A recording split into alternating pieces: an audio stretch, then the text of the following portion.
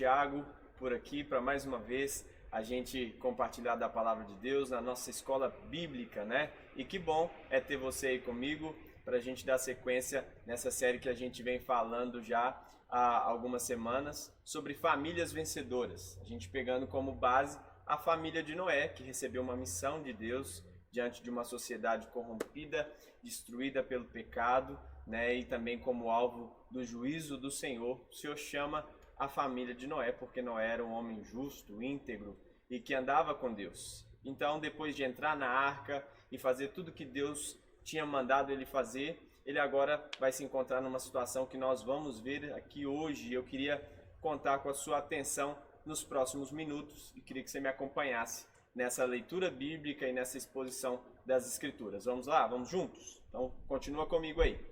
O texto que nós vamos começar a ver aqui hoje, ele fala da saída de Noé e da sua família da arca, né? A gente sabe que Noé já tinha vivido o desafio de construir a arca e de permanecer ali junto com os animais, com a sua família, cuidando daquela situação que Deus tinha desafiado para que eles pudessem viver. E agora, depois de 5 meses envolvidos por aquela realidade de um confinamento ali, né, mas dentro do propósito do Senhor, eles agora vão sair da arca para colocar em prática uma outra parte da missão que Deus vai dar para eles. E essa missão era de sair da arca e povoar a terra, né? Tanto os animais, eles deviam se multiplicar, quanto também a família de Noé. E a gente sabe que isso é uma reedição, né? Diante dessa nova realidade, eles vão reeditar o chamado de Deus, o primeiro mandato de Deus para a humanidade,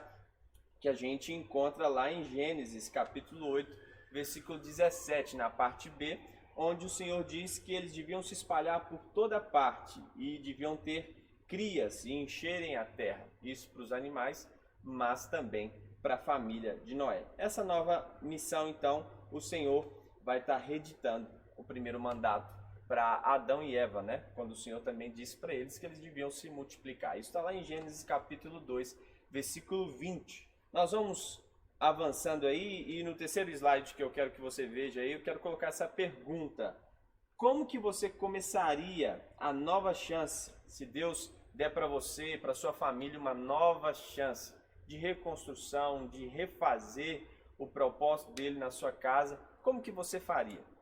Quais seriam as atitudes que você tomaria, né, para que isso pudesse alcançar o sucesso, né, obedecendo à vontade de Deus? Eu acho que a gente pode, então, mais uma vez, olhar para a família de Noé e aprender com ele, né, e com seus filhos, com a sua esposa e com as suas noras também. Então, vamos começar aqui falando da primeira coisa que Noé faz ao sair da arca. Imagine só, depois de mais de 150 dias ali, 5 meses, né, praticamente, dentro daquela arca, envolvidos por aquela situação tão atípica, tão nova, como talvez a gente está vivendo hoje também em relação a essa pandemia que alcançou o mundo, né? Imagine agora eles tendo o desafio de sair desse cenário, de sair dessa realidade e agora colocar em prática aquilo que Deus viu na família deles, que era de ser padrão para a reedição do plano que Deus tinha para a humanidade desde o começo. O texto diz que ao sair da arca, no capítulo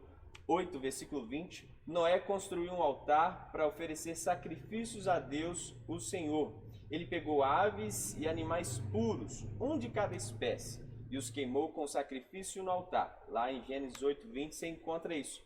Então a primeira coisa que Noé faz para que ele pudesse dar continuidade em obedecer à voz de Deus, o propósito de Deus para a sua família, ele constrói um altar. E o que a gente precisa aprender com isso aqui? Noé, ele ao sair da arca, ele não vai para um lugar onde ele poderia, né, talvez buscar alimento, ele não foi plantar uma vinha primeiro. A primeira coisa que ele foi fazer foi construir um altar. Isso para nós fala muita coisa, porque nós precisamos como família, nós como pai, como mãe também, como filhos, nós precisamos entender que assim como Noé viveu essa realidade, esse tempo que a gente está vivendo agora é o momento da gente juntar a nossa família em gratidão por aquilo que Deus tem feito na nossa vida, né? Muita gente tem visto isso de uma forma ruim, né? Como algo negativo. Mas imagine, você tendo a oportunidade de ficar muito tempo com a sua família. Foi isso que aconteceu com ele e o que está acontecendo com a gente também, né? E Deus se agradou daquela situação, porque foi uma decisão dele de fazer um altar, de fazer um holocausto ali para Deus. E ele se agradou, Deus se agrada dessa oferta e vai fazer uma promessa para Noé e para sua família também e para toda a criação que estava com ele, né? Então é tempo da gente levantar um altar a Deus na nossa casa. É tempo da gente voltar a fazer os cultos domésticos na nossa casa, né? Lermos a palavra de Deus, cantarmos canções a Deus de verdade, para que até a reunião que a gente faz aqui na nossa igreja seja de fato resultado dessa vida que é um culto. Porque o nosso culto não acontece aqui, né? O nosso culto aqui, a nossa reunião, ela precisa ser resultado daquilo que acontece na nossa casa.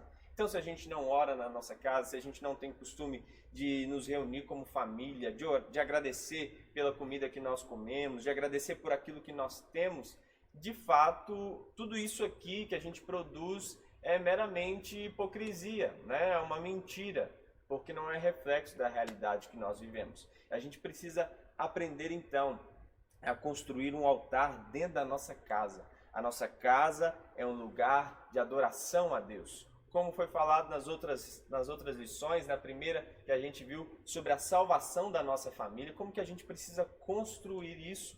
Foi isso que Noé fez. O pastor Osmário também falou sobre nós lutarmos pela nossa família. Nós não podemos aceitar que a nossa família seja destruída. Nós temos que buscar pela palavra de Deus, com a graça de Deus, anular tudo aquilo que o inimigo tem tentado fazer para derrubar a nossa família. Então Noé, ele é um exemplo para nós, a partir desse primeiro tópico aqui, porque ele construiu um altar a Deus em sua casa. E eu queria te fazer essa pergunta: você está disposto a fazer isso lá na sua casa, na sua família? Você como marido, como esposa, você como filho também, você pode ser um agente de Deus na sua casa. Não sei qual é a realidade da sua família, se todos são cristãos, mas através da sua vida, Deus pode ser glorificado na sua casa. Amém? Eu creio assim, espero que também você possa acreditar que Deus faça isso na sua vida e que através de você Ele cumpra os propósitos para a sua família. O segundo tópico fala da gente conseguir responder às promessas de Deus. Porque Deus é um Deus que promete, tem muitas promessas para nós. Se você for ler a Bíblia, você vai encontrar diversas promessas de Deus para o homem. Falando que o abençoaria se ele escutasse a sua voz, se ele concluísse, né, fosse obediente àquilo que Deus o chamou para fazer, Deus derramaria a sua bênção. E isso a gente consegue perceber na vida de Noé e de outras pessoas também. Né? A gente pode lembrar de Abraão, que é o nosso pai da fé, né? É um exemplo para nós. A Bíblia diz que Abraão foi o primeiro a ouvir o Evangelho.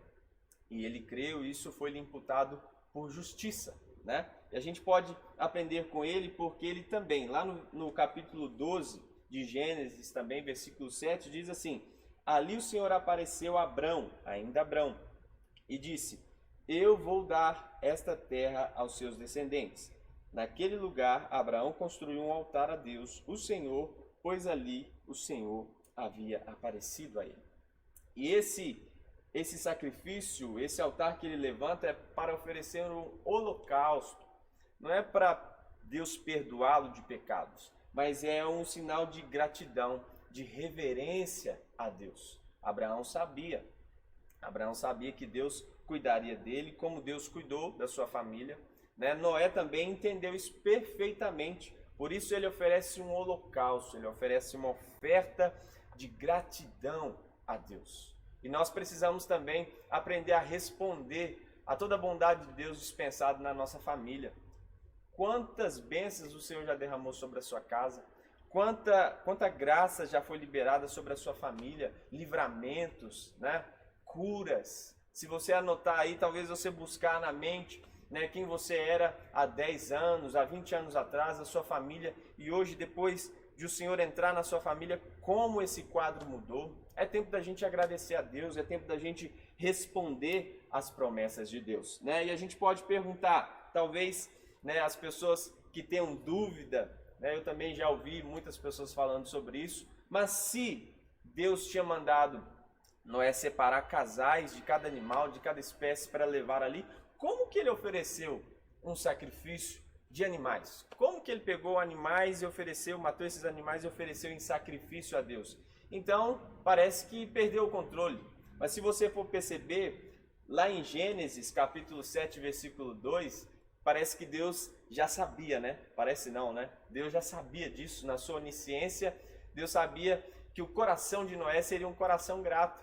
E Deus dá para Noé a condição de sacrificar, de oferecer esse holocausto. No capítulo 7, como eu disse, versículo 12, o Senhor diz: leve junto com você 7 casais de cada espécie de animal puro e um casal de cada espécie de animal impuro. Ou seja, a sequência ali da reprodução dos animais não ficou perdida, porque Noé já tinha separado, Deus havia mandado ele separar 7 casais de cada espécie de animal puro e um casal de animais impuros. Então ele pega desses animais puros para oferecer o holocausto ali. E aí, tanto o plano de Deus de repovoamento, né, da criação, quanto também a motivação de Noé de oferecer o sacrifício, consegue se estabelecer. Porque aquela gratidão Deus já sabia que Noé teria. E Deus nos dá a condição de responder também às suas investidas em nossa vida. Toda bênção, toda graça, toda misericórdia renovada sobre a nossa vida é porque o Senhor nos dá essa condição. A palavra do Senhor nos ensina que até o desejo, né, da gente adorar a Deus parte dele mesmo. É o Espírito que gera em nós. A palavra diz que é o Espírito que testifica com o nosso espírito de que nós somos filhos de Deus. Ainda diz que é Deus que realiza em nós tanto o querer como o realizar. É Deus que gera isso no nosso coração, essa vontade de buscá-lo, de estar perto dele. E Noé, então, consegue responder às promessas de Deus. Noé consegue responder aos atos de bondade de Deus. É maravilhoso perceber que o próprio Deus nos dá a condição de fazer isso. Você tem respondido ao cuidar de Deus na sua casa? Você tem respondido ao cuidar de Deus na sua família? Aquilo que Deus tem liberado sobre vocês? Você precisa fazer isso. Você precisa voltar, se você não está fazendo, a fazer isso. Levantar as suas mãos e agradecer. Muito obrigado, Senhor, porque o Senhor tem cuidado da nossa família. E eu queria partir para o ponto 3 aqui, dizendo que nós precisamos fazer algo com Deus que abençoe outras gerações. Noé conseguiu fazer algo com Deus.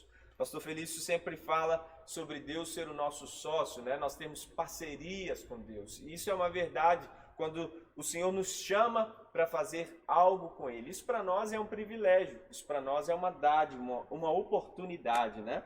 E o texto lá de Gênesis capítulo 9, dos versos 9 ao 11, o Senhor vai mostrar algo para nós interessante que Noé vai viver. O Senhor diz assim: agora vou fazer a minha aliança com vocês e com os descendentes de vocês e com todos os animais que saíram da arca e que estão com vocês, isto é, as aves e animais domésticos, animais selvagens, sim, todos os animais do mundo. Eu faço a seguinte aliança com vocês: eu prometo que nunca mais vou destruir os seres vivos e eles nunca mais serão destruídos por um dilúvio. E nunca mais haverá outro dilúvio para destruir a terra. Pensa bem, o que Noé fez? Noé, ele construiu a salvação da sua família, porque foi um projeto de Deus. E o texto, daqui a pouco a gente vai ver, que ele não era um engenheiro, ele era um agricultor. E Deus chama Noé para construir uma arca. Pensa bem, se for olhar pela capacidade do saber fazer, ele não seria a pessoa escolhida. Mas havia nele algo que o Senhor tinha encontrado, que era um coração justo, um coração reto e de alguém que andava com Deus. Por isso o Senhor o chama em parceria, para que através daquele ato, daquele momento histórico ali, houvesse salvação da sua família e juízo para uma sociedade que estava distante de Deus. Então o dilúvio destruiu uma sociedade inteira, mas salvou uma única família. Pensa, para quem você tem criado a sua família? Para qual propósito? Talvez você não tenha família ainda, mas um dia vai ter. Pense nisso. Deus quer que a gente habite em família, tenha família, mas para a glória dele, sempre é para a glória dele. Como a gente já viu na família de Noé, Deus faz isso então de um modo poderoso. O Senhor salva a sua família. A gente pode notar que Deus então depois vai mostrar como eles deviam viver. Depois de sair da arca, depois dele apresentar, fazer um holocausto, um sacrifício, Deus vai mostrar para Noé como ele devia viver e como as pessoas também depois do dilúvio deveriam viver. E o texto destaca, Gênesis 9, versículo 1 diz assim: tenham filhos e se espalhem sobre a terra. Imagine algo hoje que a gente pode perceber, as pessoas têm tido dificuldade de ter filhos, não só questão da genética, né? Às vezes a pessoa tem essa dificuldade, não consegue gerar, mas a gente também tem possibilidades de adotar, né? A gente tem tantas situações que a gente pode construir uma família. E a gente precisa perceber, se nós temos condição, a gente tem que crer que é Deus que cuida da família. A gente fica assim, mas eu não sei se eu vou conseguir dar um futuro, dar uma boa escola, se eu vou conseguir dar uma boa educação. Irmãos, eu uma vez escutei um pastor falando e ele disse que Deus sempre vai honrar quando um homem e uma mulher se dispõem a ser uma família. Imagine só, graças a Deus hoje eu tenho minha família, minha esposa, os meus filhos, mas quando a gente começou, eu e Flávia, a gente casou, a gente era recém-casado, a gente não tinha guarda-roupa. Sabe o que a gente fez? A gente tinha ganho um tanquinho, tinha um tanquinho e a caixa do fogão. E aí a gente tinha ganhado a cama, né, da minha irmã, e aí a gente colocou lá no nosso quarto a caixa do fogão de um lado e a caixa do tanquinho do outro e colocou os cabos de vassoura entre as duas caixas. E aquele era o nosso guarda-roupa. Até que a gente teve condição de comprar um guarda-roupa. E a gente está com esse guarda-roupa lá, graças a Deus, até hoje, né? Até hoje ele está atendendo a gente. Mas a gente fica com medo, mas será que eu vou conseguir? Será? Se você entender que esse é o propósito do Senhor e de fato Deus vai cuidar da sua família. Deus vai guardar a sua casa, Deus vai prosperar a sua família, mas você precisa acreditar, né? Você precisa acreditar. Hoje é normal e é até legal, eu acho interessante quando as pessoas têm esse cuidado com a criação. Por exemplo, tem gente que tem animais, né? Gosta de ter um gato, gosta de ter, vamos falar pet de uma forma geral, né? Mas às vezes as pessoas querem ter animais, mas se escondem ou querem se distanciar de um relacionamento com seres humanos. E a gente precisa perceber isso. Por exemplo, outro dia eu vi uma pesquisa nos Estados Unidos que as pessoas gastam mais com o pet shop do que investem em trabalhos que vão trazer restauração para outras pessoas, sejam na sua comunidade local ou seja num outro país. As pessoas investem mais. Isso eu estou falando de cristãos, não estou falando de pessoas que não conhecem a Deus. É para você perceber. Outro dia mesmo estava chegando em casa e era meia-noite, a pessoa saindo, né, para dar uma voltinha com o cachorro dar um passeio, fazer ali as suas necessidades. Não vamos falar aqui agora não, porque senão você pode ficar com nojo, né? Mas suas necessidades. Mas eu pensei assim, mas será que se fosse o filho, a pessoa teria essa paciência? A gente precisa perceber. O texto está dizendo, olha, tenham filhos e se espalhem sobre a terra. Hoje a gente vai falar, você vai ter filho? Ah não, dá muito trabalho. É verdade. E você não deu trabalho para sua mãe e para seu pai não? Você acha que você chegou aqui e você só apareceu? Já bonita desse jeito. Cuidado. Não. Sua mãe e seu pai teve que trocar muita fralda, comprar leite. E na época não tinha fralda descartável. Era ter que lavar, né? Aquele tanto de fralda e pendurar lá no varal. Era trabalhoso. E a gente não quer ter esse trabalho. Mas a gente sabe. Quando a gente se dispõe a fazer isso, o Senhor nos ajuda. O Senhor cuida de nós. Eu estou te dizendo porque não há impossibilidades nisso, né? Não é algo difícil demais. Tem gente que não pode ter, mas consegue adotar. E às vezes tem mais filhos do que aquele que pode gerar. E aqui o texto está dizendo, tenham filhos, se espalhem. Era a vontade de Deus para aquela época. Eu acredito que ainda continua sendo, né? Dominem e se alimentem do que eu separei para vocês. Olha só, o Senhor se preocupou, aliás, até com essa necessidade, sobre o que eles deviam comer. E ainda assim o Senhor continua se preocupando com a gente. O Senhor nos dá isso, né? Às vezes a gente fica preocupado, mas será que eu vou ter o que comer? A Bíblia diz que nós devemos olhar para os pardais, animais que a gente percebe assim que ninguém quer prender dentro da gaiola. Eu nunca vi um pardal preso dentro de uma gaiola. Ele fica solto, as pessoas se acostumaram, né? Fica no telhado das igrejas, das casas, ninguém quer prender um pardal. Mas a Bíblia diz que esse animal, que ninguém dá para ele valor, o Senhor cuida. O Senhor continua se preocupando com cada um de nós, porque Ele é o nosso Pai. Então ali, quando Ele dá uma ordem para a família de Noé, eles deviam dominar sobre a criação, né? Deviam cuidar de tudo aquilo, e deviam se alimentar daquilo que o próprio Senhor tinha dado para eles. E essa dieta que o Senhor passou para eles era uma dieta que geraria saúde para o corpo deles, né?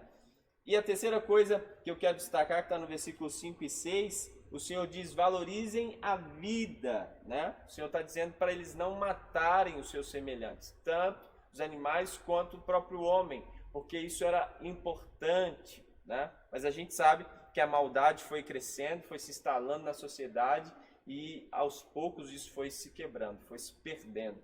E a gente precisa entender, se Deus deu um manual para a família de Noé, isso devia ser copiado. E ainda hoje, isso é referência para nós. A gente pode voltar aqui e entender que a nossa família, se nós praticarmos o que a palavra de Deus diz, nós vamos ter resultados sensacionais, né? E fechando aqui, partindo para o final da nossa aula hoje, que sensacional é ver uma família que vai receber do Senhor direções e vai fazer dessas direções os seus hábitos. E vai a partir disso, né, conseguir ter sucesso naquilo que o Senhor deu para eles como propósito. É uma família vencedora, uma família que vai romper com esse mundo, com os costumes desse mundo, que vai influenciar gerações. É uma família que ouve a Deus, é uma família que se consagra a Deus, que honra a Deus no momento, no ambiente ali da sua casa, né? E aí eu queria que você pensasse junto comigo, né? O que sua família faz? Quais são os hábitos da sua família que Deus recomendaria para outras famílias? Pensa aí, em alguma coisa que a sua família faz que Deus vai falar para as outras pessoas, olhem para aquela família lá. Vocês podem copiar aquilo dela. Será que tem alguma coisa assim na sua família que Deus recomendaria para alguém? Se não tem, acredito que a gente pode então olhar para a família de Noé e falar assim, não, agora nós vamos aprender. Vamos ser também uma família que vai impactar os nossos vizinhos, aqueles que estão à nossa volta, na nossa igreja e de uma forma geral a sociedade. E como último slide aqui, eu queria lembrar da palavra que Josué deu para o seu povo, né? Lá no capítulo 24, versículo 15 do seu livro, né? Ele diz assim, olha, vocês que estão aí pensando quais deuses vocês servirão, eu quero dizer para vocês uma coisa, que eu e minha casa, nós serviremos a Deus. Eu e minha casa vamos viver uma vida de adoração a Deus. Na minha casa haverá sempre um altar de gratidão a Deus. E que seja assim também na sua família, que seja assim na minha casa, que seja assim na família de todos os irmãos da igreja e que a gente possa, de fato, ser exemplo para que Deus continue restaurando muitas famílias. Você crê assim? Que o Senhor possa fazer com que isso seja uma realidade aí no seu lar, que Deus possa estar, de fato, restaurando os relacionamentos, restaurando o culto aí na sua casa, convertendo o coração dos pais aos filhos, o coração dos filhos aos pais. Amém? Você crê assim? Espero que o Senhor te abençoe no nome de Jesus. Até a próxima aula, onde a gente vai falar aqui sobre algo muito especial também. Nós vamos ver a importância da bênção na família. Que Deus te abençoe. Grande abraço, até mais.